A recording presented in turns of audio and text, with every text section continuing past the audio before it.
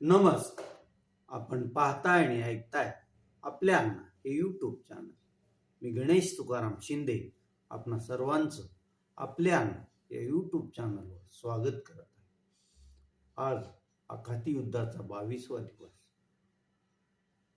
America, Israel, Iran कुणी माघार घ्यायला तयार नाही आणि कोणाचाही पराभव झालेला नाही. मात्र इकडं महाराष्ट्रात 18 मार्चला नाशिकच्या पोलिसांनी नेव्हीतून रिटायर झालेला आणि स्वतःला ज्योतिष समजणाऱ्या अशोक खरातला 18 मार्चच्या पहाटे अटक केली. त्यावेळेसपासून महाराष्ट्रात एकच खळबळ उडाली. कारण ही तसंच होतं. त्या अशोक खरातच्या ज्योतिष विद्येला भाळून अनेक मोठमोठे राजकीय नेते, सेलिब्रिटी त्याच्या नादी लागलेले होते. एवढंच नाही तर सर्वात जास्त त्याचा सहवास त्याच्या ट्रस्टवर असलेल्या महाराष्ट्र महिला आयोगाच्या अध्यक्षा रुपाली चाकणकर या होत्या आणि त्यामुळंच हा भोंदूगिरी करत अशोक खरात महिलांचं शोषण करतो अशी तक्रार त्याच्या विरोधात होती आणि त्यामुळंच त्याला 18 मार्च रोजी अटक करण्यात आली होती.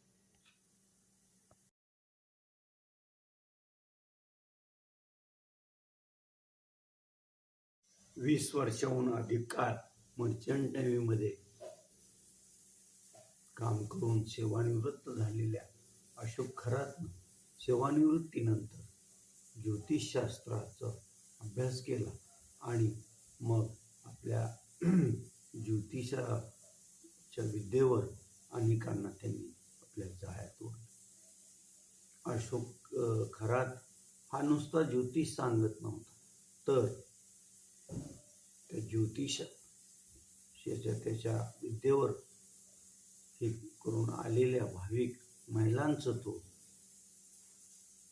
शोषण करत होता असा त्याच्यावर आरोप आहे. आणि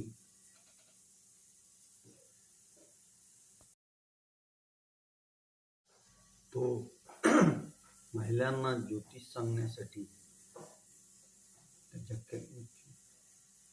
2-3 ठिकाणची जी कार्यालय होती तो बोलवत होता. त्यांना मग पेढा खायला द्यायचा आणि खूप कसलं तरी विशुद्ध होण्याचं द्रव्य प्यायला द्यायचा आणि नंतर मग त्यांचं लैंगिक शोषण तो करत होता. असा अशोक खरातची कामाची मोडच वापरली. अशोक खरातच्या जो त्याचं मंदिराचं ट्रस्ट आहे त्या ट्रस्टवर रुपाली चाकणकर या ट्रस्टी होत्या. रुपाली चाकणकर अशोक खरातला गुरु मानत असल्याचं त्यांचं पण प्रकरण उघडकीस येण्यापूर्वीपर्यंत म्हणणं होतं. मात्र त्यानंतर त्यांनी आमचे अशोक खरातचे आणि आमचं घरगुती संबंध होते. गुरुपौर्णिमा आणि इतर कार्यक्रमाला मी ज्या ट्रस्टची सदस्य आहे त्या मंदिरात पूजेला आणि धार्मिक कार्यक्रमाला जात होते असं रुपाली चाकणकर यांनी मान्य केलं आहे. अशोक खरातच्या दरबारात देशाचे गृहमंत्री अमित शहा, राज्याचे मुख्यमंत्री देवेंद्र फडणवीस, उपमुख्यमंत्री एकनाथ शिंदे, चंद्रशेखर बावनकुळे, चंद्रकांत पाटील अशी अनेक दिग्गज मंडळी अशोक खरातची भक्तगण होती. त्याबद्दलचे फोटो व्हिडिओ पण व्हायरल झालेले आहेत. परंतु या सर्व असतानाही फक्त एकट्या रुपाली चाकणकरांना सगळ्यांनी लक्ष केलं आहे. त्याला लक्ष करणाऱ्यांचं म्हणणं अशोक खरात हा महिलांचं लैंगिक शोषण करत होता आणि लैंगिक महिलांच्या सक्षमीकरणासाठी महिलांवर होणाऱ्या अन्यायाचं परिशीलन करण्यासाठी जी महाराष्ट्र शासनाची महिला आयोग ही कमिटी आहे, त्या कमिटीच्या अध्यक्ष असणाऱ्या रुपाली चाकणकर याही अशोक खरातच्या दरबारी होत्या, हे चुकीचं आहे असं त्यांच्यावर आरोप करणाऱ्यांचं मत होतं. रुपाली चाकणकरांच्या विरोधात खऱ्या अर्थानं विरोध केला तो त्यांच्याच पक्षातील रुपाली पाटील ठोंबरे यांनी. त्यांनी तर रुपाली चाकणकर या फरारच असल्याचं सांगितलं. काल त्याबद्दल पोस्टही केली आणि प्रसारमाध्यमांनाही बोलल्या. परंतु ज्यावेळेस फारच या आपल्या शासनाचं आणि आपल्या पक्षाच्यावर पण विरोधक आरोपाच्या फैरी झाडत आहे ती पाहून काल रुपाली चाकणकर यांनी प्रथम राज्याच्या पोलीस महासंचालकांची भेट घेतली. महासंचालकांना अशोक खरात त्याची कसून चौकशी करा, सर्व पाळेमुळे समजून काढा आणि योग्य ती शिक्षा द्या अशा आशयाचं निवेदन त्यांनी महिला आयोगाच्या अध्यक्ष यांना त्यांना दिले. त्यानंतर त्यांनी मुख्यमंत्री देवेंद्र फडणवीस यांची वर्षा निवासस्थानी भेट घेतली. 10 ते 15 मिनिटं त्यांची भेट झाली. त्यांनी मुख्यमंत्र्यांनाही अशाच आशयाचं निवेदन दिलं. मुख्यमंत्र्यांनी त्यांना तुम्ही महिला आयोगाच्या अध्यक्षपदाचा राजीनामा द्या असं सांगितलं. मग काल दिवसभर पुणे इथं कार्यक्रमाच्या निमित्तानं असणाऱ्या महाराष्ट्राच्या पहिला महिला उपमुख्यमंत्री आणि राष्ट्रवादीच्या सर्वेसर्वा श्रीमती सुनेत्रा अजित पवार या मुंबईत दाखल झाल्यानंतर काही वेळातच रुपाली चाकणकर यांनी सुनेत्रा पवार यांची भेट घेतली आणि त्यांच्याकडं आपल्या महिला आयोगाच्या अध्यक्षपदाचा राजीनामा दिला. एका अर्थानं तसं पाहिलं तर सर्व राजकारणातील उच्चपदस्थ मंडळींनी अशोक खरातच्या खांद्यावर बंदूक ठेवून रुपाली चाकणकरांची शिकार केली असंच त्याच्यावरून म्हणावं लागेल. रुपाली चाकणकर यांनी सुनेत्रा पवार यांची भेट घेतल्यानंतर आणि आपल्या पदाचा राजीनामा त्यांच्याकडे सुपूर्द केल्यानंतर देवगिरी बंगल्यातून बाहेर पडताना पत्रकारांना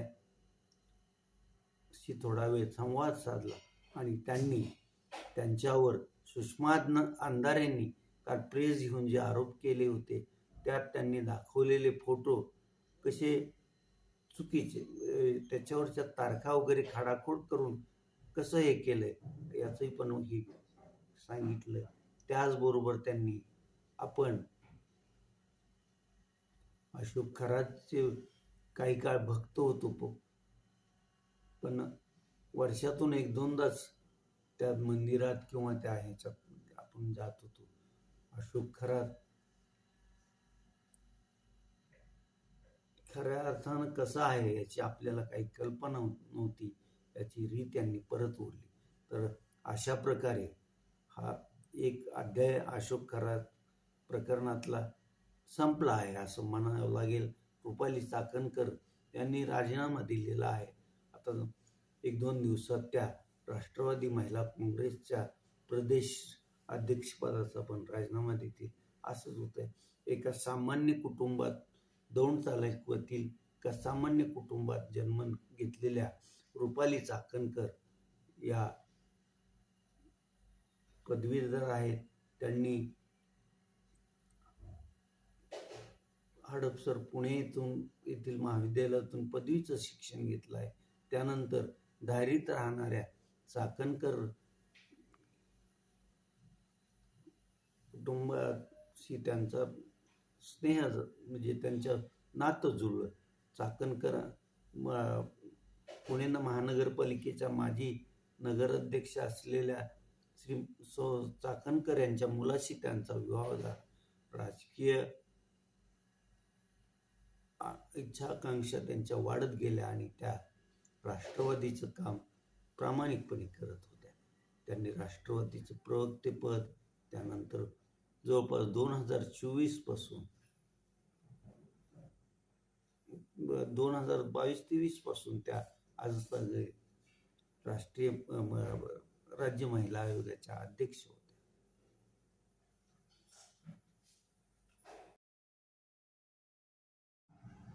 आज सकाळी ईदगाह मैदानावर नमाज पठणानंतर एकमेकांना आलिंगन देत रमजान ईदच्या मुस्लिम बांधवांनी शुभेच्छा दिल्या. आखातात युद्धजन्य परिस्थिती असताना त्या पार्श्वभूमीवर ईद साजरी होत आहे आणि त्या युद्धाचं झळ संपूर्ण जगात आज रमजान ईदला बसल्याचं पण जाणवत आहे. ईदच्या या आजच्या नमाज पठणाला देशभरात सर्वत्र मोठी गर्दी होती. तर तिकडं आखाती देशात काही सार्वजनिक ठिकाणी नमाज पठण करू नका असं त्या देशातील प्रमुखांनी सांगितलेलं आहे.